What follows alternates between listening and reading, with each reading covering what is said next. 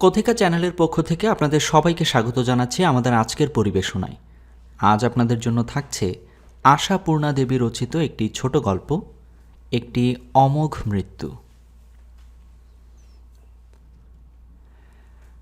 কদিন পরে মাত্র আজই সকাল থেকে আবার সংসারে দিন যাপনের রীতিটা সহজ খাতে বইতে শুরু করল। ঠিক সকাল 5:45 অনন্ত উঠে এসে ঘুম ঘুম চোখটা মুছতে মুছতে গেটের তালা খুলে চাবিটা নিয়ে বাড়ির মধ্যে চলে এলো, যেমন আগে করত। তালা খোলার সঙ্গে সঙ্গেই বিমলা রকেটের গতিতে এসে বাড়ির মধ্যে ঢুকে পড়ল, যেমন আগে পড়ত। বিমলা ঢুকে আসার পরই অনন্ত জলের পাম্পের সুইচটা অন করে দিল, যেমন আগে দিত। আর দেওয়া মাত্রই সেই চিরপরিচিত উপকারী অথচ বিরক্তিকর শব্দটা একবার আচমকা একটা আর্তনাদে বাড়ির ভিত থেকে ছাদ পর্যন্ত কাঁপিয়ে দিয়ে একটানা ঘ্যানর ঘ্যানর কান্না চালিয়ে চলতে লাগলো, যেমন আগে চালাতো।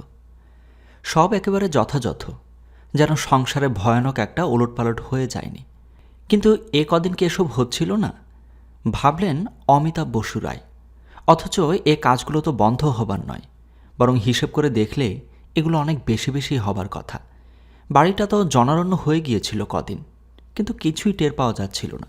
খেয়ালও হয়নি এগুলো কখন হচ্ছে, কে করছে, অথবা আদৌ হচ্ছে কিনা।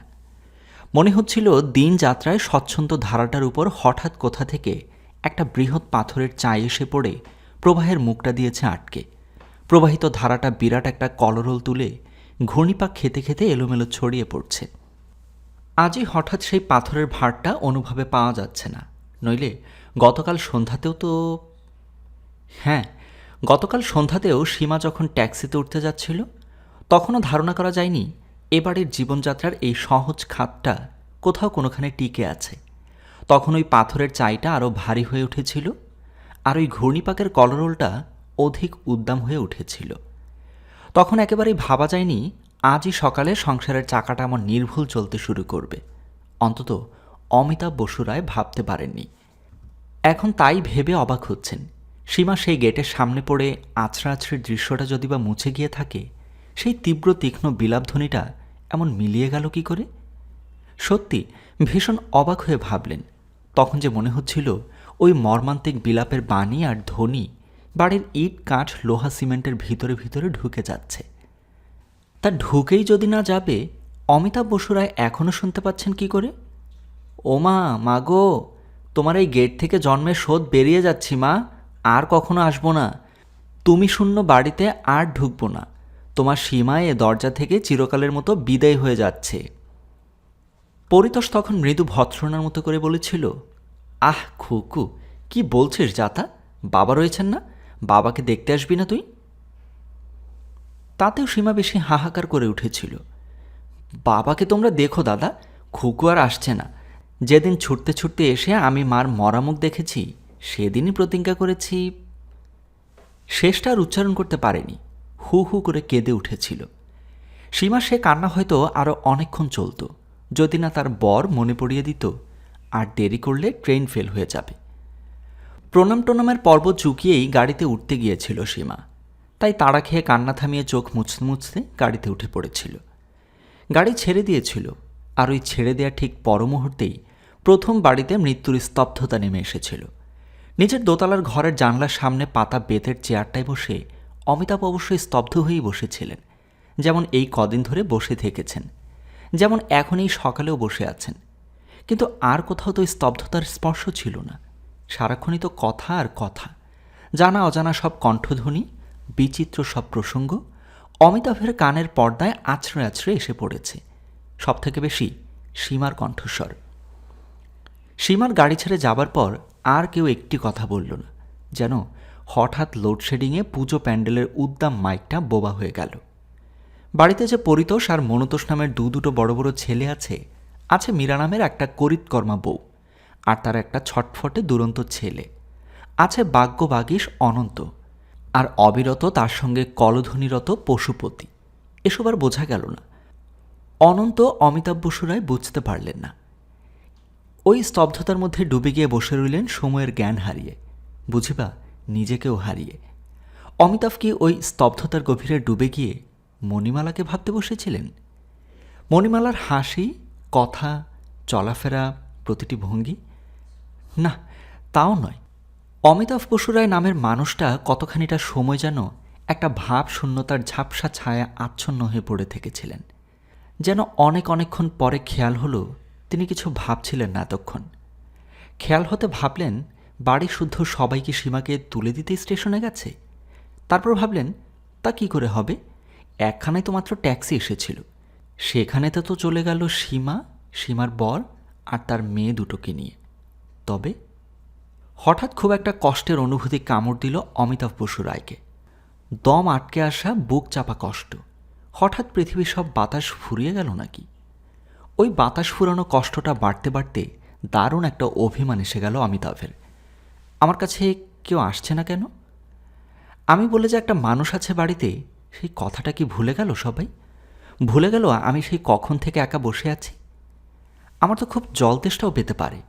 এই কদিন ধরে তো যখন তখন ওষুধও খাইয়ে যাচ্ছিল ওরা, এতক্ষণের মধ্যে একবার কোনো ওষুধ খাওয়ার সময়ও হলো না।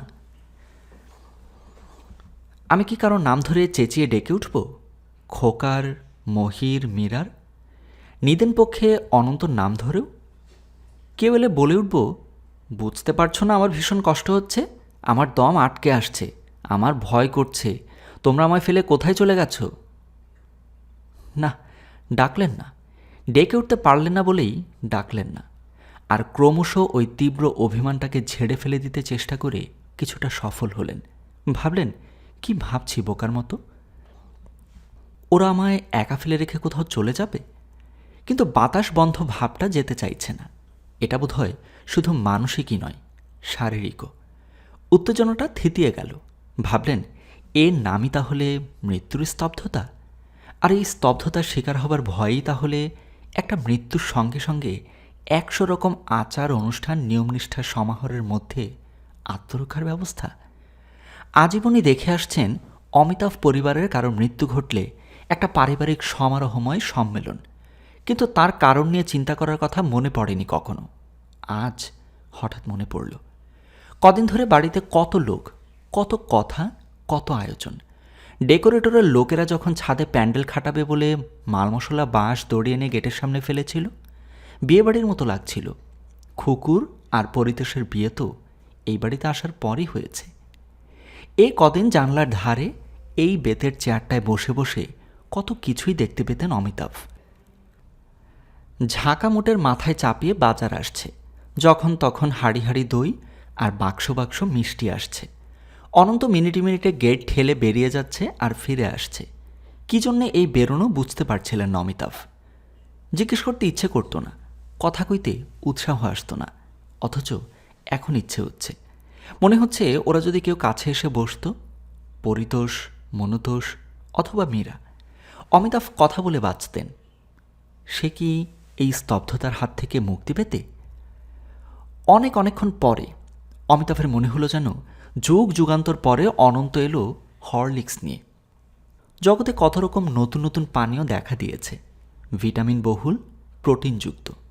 অমিতাভ এই আদি অনন্তকালের হরলিক্সটি ধরে বসে আছেন।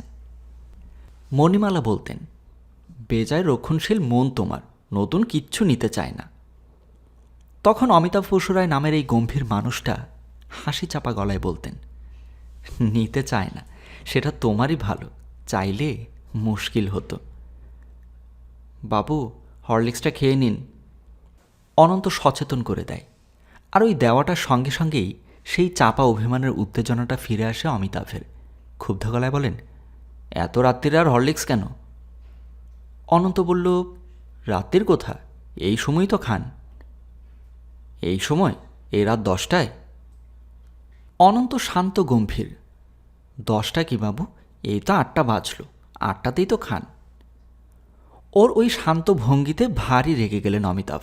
প্রায় খেপে যাওয়া গলায় বললেন, এতক্ষণে সবে 8টা বাজল, এই বোঝাতে এসেছিস তুই আমায়? ঘড়িগুলো বুঝি বাড়ির ভয়েই কাটা সবাই।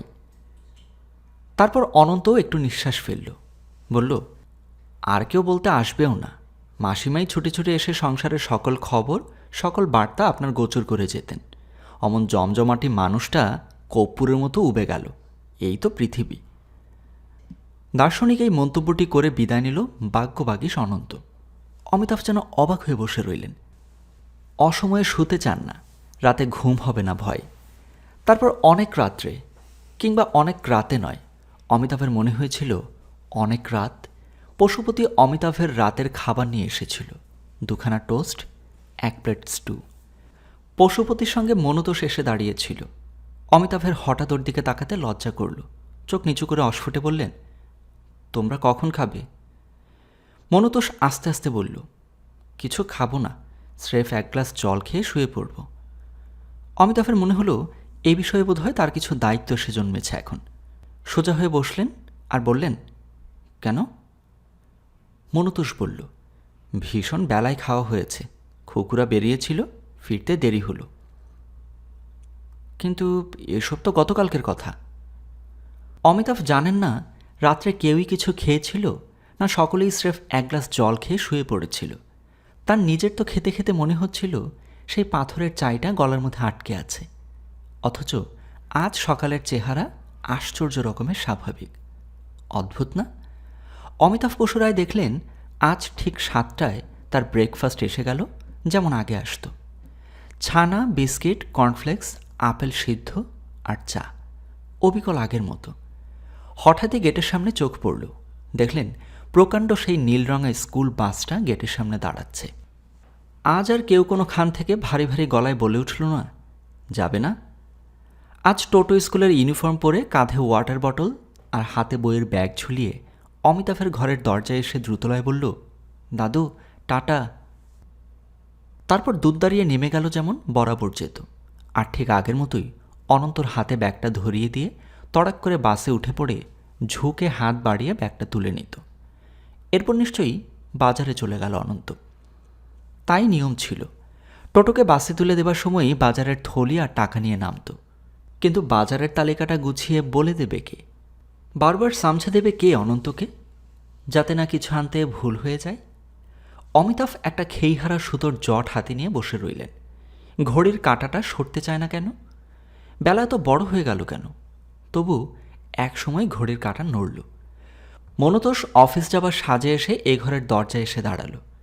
মনতোষের ন্যাড়া মাথায় একটা গান্ধী টুপি চড়ানো, মুখটা অন্যরকম লাগছে। মনতোষ অবশ্য ভাইপোর মতো টাটা করলে না, তবে ভঙ্গিটা প্রায় একই। বলল, বাবা চলি। আজই ছুটি ফুরিয়ে গেল? ফুরলো আর কি, গতকাল পর্যন্তই বলা ছিল। অমিতাভ আসতে বললেন, এত কষ্ট গেল, আর 2-1 দিন রেস্ট নিলে পারতে। না, কি হবে বাড়ি বসে থেকে? সব লোকগুলোর মতো ঘুমিয়ে পড়েছিল? ঘুমিয়ে পড়বে কেন বাবু, ঠিকই চলছিল। দিদিমণি ট্যাক্সিতে উঠল কাটায় কাটায় 7টা, তারপরেই 8টা বাজল। দিদিমণি, তার মানে সীমা। অমিতাভ আরও উত্তেজিত হলেন। সীমা চলে যাবার পর মাত্র 1 ঘন্টা সময় পার হয়েছে। অনন্তকালের অনুভূতি বহে আনা এই সময়টা মাত্র 1 ঘন্টা। অমিতাভ স্বভাব ছাড়া উত্তেজিত হলেন। আমার ছেলে ভোলাতে আসিস না অনন্ত, ঘন্টার পর ঘন্টা একা বসে আছি আমি। অনন্ত অবিচলিত অবলীলায় বলে, একা বসে থাকলে ওই রকমই মনে হয় বাবু, তবু তো লোডশেডিং হয় নাই, নেন খেয়ে নেন। অমিতাভের হঠাৎ অনুভবে এলো খাওয়ার খুব দরকার হয়েছে। গেলাসটা নিয়ে চোচো করে খেয়ে নিয়ে বললেন, টোটো ঘুমিয়ে পড়েছে? কখন? শুধু টোটোবাবু কেন, বাড়ির সব্বাই। বাড়ির সব্বাই? অমিতাভ চিন্তিত প্রশ্ন করলেন, কেন বলতো, এক্ষুনি সবাই ঘুমিয়ে গেল কেন? অনন্ত খালি গ্যালাসটা উঠিয়ে নিল, বলল, কেন কি বাবু, কদিনের ধকলটা ভাবুন। আজ এতক্ষণে নিশ্চিন্তি হয়েছে সবাই, যেন তুফান দরিয়ার মাঝে নৌকা কিনারা এনে তুলেছে। বাড়িতে বাইরের মানুষ আর নেই। বাবা, কমজনা এসেছিল। চন্দনগড়ের মাসির গোষ্ঠী, আমতার পিসির গোষ্ঠী, আসানসোলের জ্যাঠা জেঠি, দুর্গাপুরের মামা মামি মামিমা, রানীগঞ্জের দাদা বৌদি, রানাঘাটের কাকা, কেষ্টনগরের কে দুজনা, তাছাড়া নবদ্বীপ থেকে মায়ের গুরুপুত্তর। ও, এক একজনের 100 বায়না আক্কা, রাত দিন 5 ফরমাস। এই অনন্ত হতভাগার তো জান নিকলে গেছে। এখন আর অমিতাভ বসু রায়ের মধ্যে অভিমান নেই, উত্তেজনা নেই। অবাক গলায় বললেন, এত সবাই এসেছিল? এসেছিল না তো কি বানিয়ে বলছি? তবু ওনাদের সঙ্গের ছানাপোনাদের কথা তো বলিনি। অমিতাভের কণ্ঠস্বর স্খলিত। এত সকলের ব্যবস্থা কে করল অনন্ত? অনন্ত অমোঘ নিয়তির গলায় বললে, কে আবার করবে? যার দায় তিনিই করল। দায় বলে দায়, শাওড়ি মরা দায়। দাদাবাবুদের তো মাতৃদায় বটেই, বৌদিদিরও দায় তারও অধিক। বাপস, নানান জনের নানান ফ্যাচাং। ইনি এটা খান না, উনি ওটা খান না, গিন্নিরা আবার পশুপতির হাতে খাবেন না। বলিস কি অনন্ত? অমিতাভ বসু রায়ের প্রায় শ্বাসরুদ্ধ হয়ে আসে। দুদিন ধরে মাঝামাঝি অনেকজন এসে এসে অমিতাভের কাছে বিদায় নিয়ে গেছেন। কেউ কাঁদে, কেউ চোখ মুছে, কেউ নীরব বিষণ্ণতায়। অমিতাভ সকলকে তেমন করে লক্ষ্যও করেননি। তাদের মধ্যে যে এত সব ঝামেলার ব্যাপার ছিল তা কে জেনেছে? অনন্ত আরও অবলীলা অবহেলায় বলে, শুধু কি তাই? একজনের একও বিধান। কেউ বলে গঙ্গা জল খেতে হয়, কেউ বলে চা খেতে নেই, কেউ বলে আজকাল কেউ এত মানে না, কেউ বলে মা তো কারো একবার বই দুবার মরে না, কষ্ট একটু করলেই বা। শুনে শুনে বৌদিদির তো মাথা ঝিমঝিম। দিদিমণি যাওয়া মাত্র সেই যে গাড় গড়িয়ে শুয়ে পড়েছে, ব্যাস অঘোর ঘুম। দেখা দেখি দাদাবাবুরাও, আহা, এতদিন যা কষ্ট গেছে, খাওয়ার কষ্ট, শোয়ার কষ্ট, একও ঘরে 10টা করে লোক। অমিতাভ একটু নিঃশ্বাস ফেললেন, বললেন, আমি এত সব কিছুই জানি না, আমায় কেউ কিছু বলেনি। আপনাকে কে কি বলতে আসবে? আপনি হার্টের রুগী, আপনার না রোগ বেড়ে যায়, এই বলে চটপট নেমে গেল একটা অনির্দিষ্টকাল বাড়ি বসে থাকা লোকের সামনে দিয়ে। জানলা দিয়ে চোখ ফেললে রাস্তার ওপারে বাসের জন্য দাঁড়িয়ে থাকা লোকেদের দেখতে পাওয়া যায়। সামনে স্টপ। অমিতাভ তাকিয়ে থাকলেন। মনুতোষ গিয়ে দাঁড়ালো, হাতে সেই পরিচিত কালো ব্রিফকেসটা। একটু পরে পরিতোষ এলো, দাঁড়ালো, চলে গেল, বলে গেল, সাবধানে থাকবেন। ঠিক সেই আগের মতো, যেন কোনো খেলায় গুটিগুলো কারো হাতের ধাক্কায় এলোমেলো হয়ে ছড়িয়ে পড়েছিল। আবার গুছিয়ে সাজানো হলো তাদের। খবরের কাগজ দুখানা রেখে গেল অনন্ত, যেমন যেত। এই কদিন কাগজগুলো কোথায় যেন উড়ে বেরিয়েছে। বাড়িতে কত লোক কত হাতে ঘুরেছে, তারপর হয়তো এখানে ওখানে গড়াগড়ি খেয়েছে। তাছাড়া অমিতাভ বসু রায় নামের লোকটার কি মনেই ছিল কাগজ বলে একটা জিনিস আছে, যার জন্যে তার সকাল থেকে আগ্রহ থাকত, অধীরতা থাকত। আসতে দেরি হলে বিরক্তি লাগত। আজ ওগুলো দেখে যেন বেঁচে গেলেন। ওরা যেন অমিতাভকে একটা আশ্রয়ের আশ্বাস এনে দিল। কিন্তু কই, আশ্রয় মিলছে কই? পড়তেই পারছেন না যে। কাগজ পড়ার সময় কি যেন একটা থাকতো, যাতে সবটা ভরাট আর আলো আলো লাগত।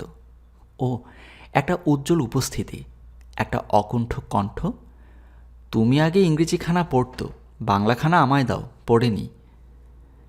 সেই উজ্জ্বল উপস্থিতি, সেই অকুণ্ঠ কণ্ঠ সব কিছু আলোকিত করে রাখত না? এই ঘর, বারান্দা, রাস্তা, পথ চলতি মানুষ আর গাড়ি। না, আলাদা করে কিছু বলার নেই। সমস্ত পৃথিবীটাই সেই উপস্থিতির আলোয় ঝলমল করত। সেই ঝলমলানিটার অভাবই অসুবিধা ঘটাচ্ছে। কাগজগুলো উল্টে পাল্টে সরিয়ে রাখলেন। তাকিয়ে থাকলেন জানলার বাইরে একখণ্ড উজ্জ্বল নীল জ্যোতির্ময় শূন্যতার দিকে, যার ওপারে নাকি অনন্তকালের মতো হারিয়ে যাওয়াদের মিছিল।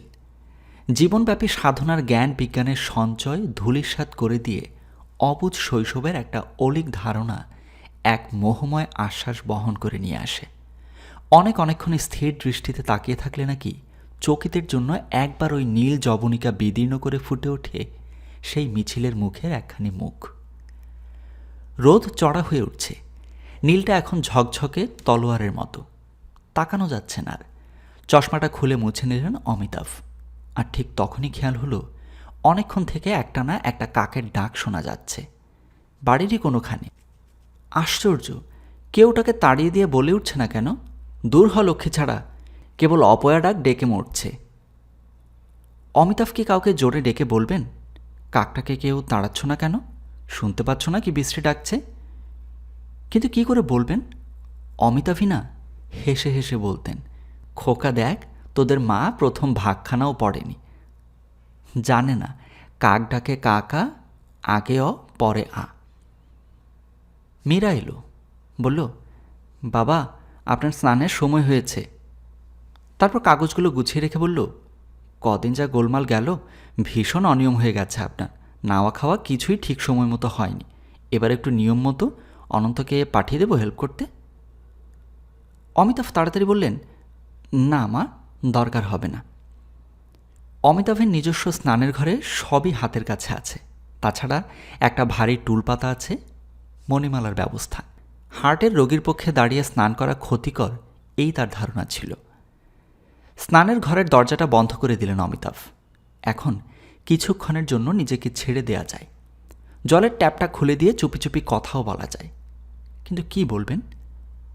মণি, তুমি চলে গেছো, এই ভয়ঙ্কর ঘটনাটা আমি কিছুতেই অনুভব করতে পারছি না। কেন কেন ভেবে ভেবে মনে করতে হচ্ছে তুমি নেই, অথচ তুমি সত্যি চলে গেছো। এই পৃথিবীর কোনোখানে কোথাও আর দেখতে পাওয়া যাবে না তোমাকে। নাকি বলবেন, মণি, তোমায় বাদ দিয়ে আমার অস্তিত্ব কোথায়? কিসের উপর থাকবো আমি? বুঝতে পারছি না। আচ্ছা, কেনই বা থাকবো বলো তো? আমাকে আর কার কি দরকার? ঠক ঠক দরজায় ধাক্কা পড়ল। বাবু, কতক্ষণ চান করছেন? অনন্ত খোঁজ নিতে এসেছে, যেটা মণিমালা নিতেন অমিতাভের অসুখ করা অবধি। একটু দেরি হলেই দরজায় টোকা দিয়ে সাড়া দিতেন। তাই বলে অনন্ত এত আস্পর্ধা হলো কি করে ওর? কে বলেছে ওকে এত সর্দারি করতে? অমিতাভের ইচ্ছে হলো চেঁচিয়ে বলে ওঠেন, বেশ করব আমি, যতক্ষণ ইচ্ছে চান করব, তোদের কি? কিন্তু ইচ্ছে হলেই কি বলা যায়? তাড়াতাড়ি বেরিয়ে এলেন তোয়ালে দিয়ে মাথা মুছতে মুছতে। অনন্ত বলল, বৌদিদি বলছিল আর আপনার বাথরুমে ছিটকিনি লাগিয়ে চান করা চলবে না। ও, এই তো সুযোগ। এই ছুতোতেই তো চেঁচিয়ে উঠতে পারেন অমিতাভ। বলতে তো পারেন, কেন কেন শুনি হঠাৎ আমার উপর তোমাদের এত খবরদারি কিসের? উঠতে বসতে তোমাদের মতে চলতে হবে নাকি আমাকে? হঠাৎ একবার জোরে চেঁচিয়ে উঠতে ভীষণ ইচ্ছে করছে অমিতাভের, সীমার মতো জোরে। কিন্তু অমিতাভ একটা ভদ্র ব্যক্তি তো নাকি? নিঃশব্দে চলে এলেন ঘরে। অথচ সেই হঠাৎ খুব চেঁচিয়ে ওঠার একটা দুরন্ত ইচ্ছেটা মনের মধ্যে পাক খেয়েই চলেছে। অনন্ত এলো। বাবু, কদিন তো গোলেমালে আপনার খাবার এই ঘরেই দেয়া হয়েছে। বৌদি বললে আজ টেবিলে আসুন। খাবার টেবিলের ধারে মীরা দাঁড়িয়ে বলল, অনন্ত, পাখাটা বাড়িয়ে দে। অমিতাভ আহারের আয়োজনের দিকে তাকিয়ে আসতে বললেন, এইসব চিকেন ফিকেন। মীরা শান্ত কোমল গলায় বলল, নিয়মভঙ্গ তো হয়ে গেছে বাবা, আর দোষ নেই। কদিন যা খাওয়ার কষ্ট গেছে আপনার, আমরা তো তবু দই মিষ্টি ফলটল খাচ্ছিলাম। আপনারই। পাতের কাছে নুনের পাত্রটা এগিয়ে দিল। তারপর গলাটা একটু তুলে বলল, পশুপতিবাবুকে পলতার বড়া দাওনি? কি আশ্চর্য! তা আশ্চর্য হবারই কথা, কারণ জিনিসটা তুচ্ছ হলেও অমিতাভের বিশেষ প্রিয়। পুরনো লোক পশুপতি সেটা জানবার কথা। কিন্তু মীরা কি করে জানল? মীরা তো কখনো টেবিলের ধারে এসে দাঁড়িয়ে থাকতো না। ফ্রিজ থেকে দই বার করে এনে পাতের কাছে রাখল মীরা। ঘরে পাতা মাঠা তোলা দুধের দই, পরিচিত নীলাভ কাচের বাটিতে। অমিতাভ বসু রায় নামের ভদ্র ব্যক্তিটির এখন সেই ভয়ানক চিৎকার করে উঠতে ইচ্ছে করল, যেরকম চিৎকার মহাশূন্য ভেদ করে কোথাও একটা নামহীন কায়াহীন ছায়ালোকে গিয়ে পৌঁছতে পারে। মণি, মণি, তোমার সংসারকে তুমি এত নিখুঁত তালিম দিয়ে রেখেছ কেন? কেন এরা এমন নির্ভুলভাবে তোমার সংসারকে চালাবে, যাতে বোঝাই যাবে না তুমি আছো কি নেই? না না, এ ঠিক নয়, এ ঠিক নয়। খুব ভুল করেছো তুমি মণিমালা। আমার ইচ্ছে হচ্ছে সব কিছুই এলোমেলো হয়ে যাক, সব কিছু উল্টাপাল্টা। এরা হোঁচট খাক, দিশেহারা হোক, এদের অক্ষমতা প্রকাশ পাক, অপটুতা ধরা পড়ুক। সবাই বুঝতে পারুক কি নিপুণভাবে সব কিছু চালিয়ে এসেছো তুমি এ যাবৎ। কিন্তু তা হচ্ছে না, তা হয়নি। এ বাড়িতে এত লোক এসে এতদিন ধরে থেকে গেল, আমি টেরও পেলাম না। তার মানে কোনো বিশৃঙ্খলা হয়নি, কোনো অস্থিরতা। এতে আমার কি ভীষণ রাগ হচ্ছে মণি, কি ভীষণ দুঃখ, বুঝতে পারছো না? এ তো দস্তুর মতো তোমার অপমান, তার মানে আমারও অপমান। মণি, আমি কি কটু হব, রুক্ষ হব? জোরে জোরে প্রশ্ন করব, কেন তোমরা এত নির্ভুল হবে? তোমাদের মধ্যে কি একটু নম্রতা থাকতে পারতো না? একটু সৌজন্য, কিছু না হোক একটু সেন্টিমেন্ট? বাবা, আপনি যে কিছুই খাচ্ছেন না, সকালে ব্রেকফাস্টও সবাই প্রায় ফেলে রাখলেন। আজ তো তাহলে একবার ডক্টর মিত্রকে আসতেই বলতে হয়। ভালো করে একবার দেখুন। অমিতাভ চমকে উঠলেন, যেন চুরি করতে গিয়ে ধরা পড়ে গেছেন। তাড়াতাড়ি বললেন, কেন? ডাক্তার কেন? এই তো খাচ্ছি তো। প্রমাণস্বরূপ পরপর 2 গ্রাস ভাত মুখে পুরে ফেললেন। আলাদা একটা প্লেটে মীরা অমিতাভের মাছটার কাঁটা বেছে রাখছিল, সেটা ওর পাতের কাছাকাছি এগিয়ে দিয়ে একটু হেসে বলল, যত টেস্টফুল মাছগুলোতেই যত রাজ্যের কাঁটা, দেখেছেন বাবা? অমিতাভের চোখটা ইদানিং বেশি খারাপ হয়ে যাওয়ায় তার মাছের কাঁটা বেছে দেওয়া হতো। আজও হলো। অমিতাভ আর চেঁচিয়ে উঠতে চাইলেন না, শুধু একটা হতাশ নিঃশ্বাস চেপে ফেললেন। ভাবলেন, কি আশ্চর্য মণি, কোনোখানেও তাহলে একটু ফাঁকা পাওয়া যাবে না, যেখানে তোমার মৃত্যুটাকে একটু আশ্রয় দেওয়া যায়, সামান্যতম একটু ঠাঁই? ভাবলেন, ভাবতেই লাগলেন, না, মণিমালার হাতে গড়া এই সংসারে আর কোথাও পাওয়া যাবে না সে ঠাঁই। অমিতাভ অনুভব করছেন সেই মৃত্যুটারই মৃত্যু ঘটেছে। সব দেহটাকে তুলে রাখবার গরজ কার? অমিতাভ বসু রায় ছাড়া। অমিতাভ তাই ওই সবটাকে খুব সাবধানে আপন পঞ্জুরাস্থির মধ্যে লুকিয়ে ফেললেন। গল্পের সমাপ্তি এখানেই।